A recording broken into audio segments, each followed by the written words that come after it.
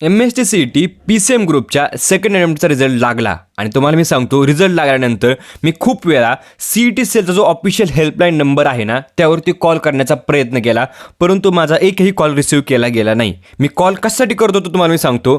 खूप मुलांचे मेसेज आले, कॉल्स आले की सर मार्क्स खूप जास्त होते, पर्सेंटाईल खूप कमी बनलेले आहेत, काही ना काहीतरी स्कॅम वाटतोय, काही ना काहीतरी घोटाळा वाटते. अजून खूप मुलांचं म्हणणं असं देखील होतं की फिजिक्समध्ये चांगले मार्क्स आहेत, केमिस्ट्रीमध्ये चांगले मार्क्स आहेत आणि मॅथ्समध्ये एकदम 2-3 पर्सेंटाईल पडलेले आहेत. म्हणजे म्हणणं असं आहे की दोन सब्जेक्टमध्ये चांगले मार्क्स आहेत, परंतु एखाद्या सब्जेक्टमध्ये खूपच कमी पर्सेंटाईल पडलेले आहेत. हे असं का झालेलं आहे?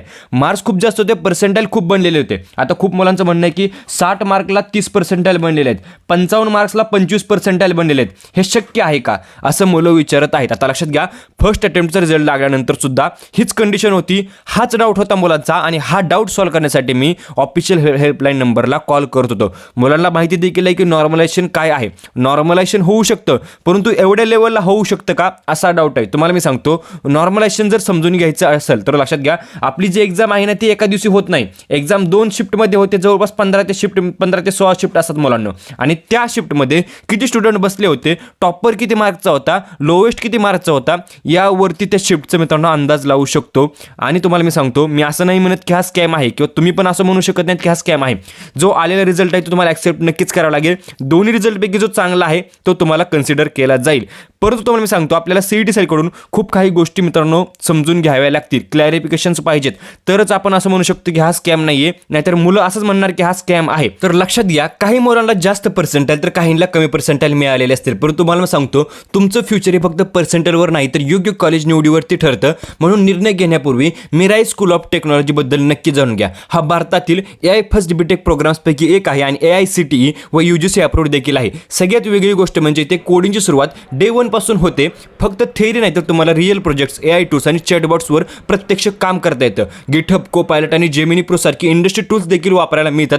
प्रत्येक विद्यार्थ्याला पहिल्या दिवसापासून फ्री मॅकबुक दिला जातो. तसंच ॲपल लॅब आणि रोबोटिक्स लॅबमध्ये हँड्स ऑन एक्सपिरियन्स मिळतो. ॲडमिशन इंटरव्ह्यूज हे Amazon आणि Adobeमधील इंजिनियर्स घेतात आणि दर आठवड्याला 1-to-1 मेंटरशिप सुद्धा मिळते. मिराईच्या विद्यार्थ्यांनी पहिल्याच वर्षात गुगल बिग कोड 2026 मध्ये टॉप 50 रँक आणि नॅशनल लेवल रोबोरेसमध्ये टॉप 5 फिनिश मिळवली आहे. यावरूनच तुम्हाला इथलं एन्व्हायरमेंट कळू शकतं.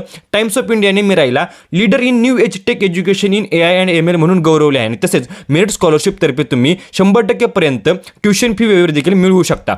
जर तुम्हाला याबद्दल अधिक माहिती हवी असेल तर लिंक डिस्क्रिप्शन बॉक्समध्ये दिलेलं आहे, तिथे जाऊन तुम्ही रजिस्ट्रेशन करू शकता. रजिस्ट्रेशन करताना AVK 500 हा कुपन कोड नक्की वापरा. यामुळे तुम्हाला ₹500 डिस्काउंट नक्की मिळून जाईल. आणि लक्षात ठेवा, एक्झामची तारीख 25 जून आहे आणि अप्लाय करायची शेवटची तारीख 24 जून आहे. त्यामुळे उशीर अजिबात करू नका. आता तुम्हाला मी सांगतो, आपल्याला CET सेलकडून नक्की काय हवे. माझं म्हणणं आहे, मुलांना फक्त काय पाहिजे, शिफ्टमध्ये किती स्टुडंट बसले होते, टॉपर कितीचा होता, लोवेस्ट मार्कवाला कितीचा होता, हे जरी समजलं तर मित्रांनो भरपूर क्लॅरिफिकेशन मिळून जाईल. कारण माझं म्हणणं फक्त असं आहे की CET सेलवरती प्रत्येक वर्षी मित्रांनो आवाज उठवला जातो की काही ना काहीतरी स्कॅम आहे, परंतु CET सेल कोणतीच नोटीस काढत नाही, कोणतंच क्लॅरिफिकेशन देत नाही. CET सेलने कदाचित एखादे नोटिफिकेशन रिलीज करावी किंवा एखादा व्हिडिओ अपलोड करावा, सेपरेट YouTube चॅनल काढावा किंवा त्यांच्या ऑफिशियल वेबसाईटवरती काही ना काहीतरी अपडेट्स द्याव्या, एवढीच इच्छा आहे. आणि मित्रांनो नक्कीच हा स्कॅम नसेल, नॉर्मलायझेशननुसार हे झालं असेल असं आपल्याला मान्य करावं लागेल आणि मित्रांनो हे मान्यच केलं पाहिजे. आता लक्षात घ्या मुलांनो, जरी कमी पर्सेंटाईल मिळाले असतील तर मित्रांनो तुम्ही चांगल्या कॉलेजमध्ये नक्की ॲडमिशन मिळू शकता. जर काही डाऊट्स असतील व्हॉट्सअप ग्रुपला जॉईन करा, जी लिंक आहे ते डिस्क्रिप्शन बॉक्समध्ये दिलेलं आहे, त्यावरती क्लिक करून व्हॉट्सअप ग्रुप तुम्ही जॉईन करू शकता. मित्रांनो व्हिडिओ कसा वाटला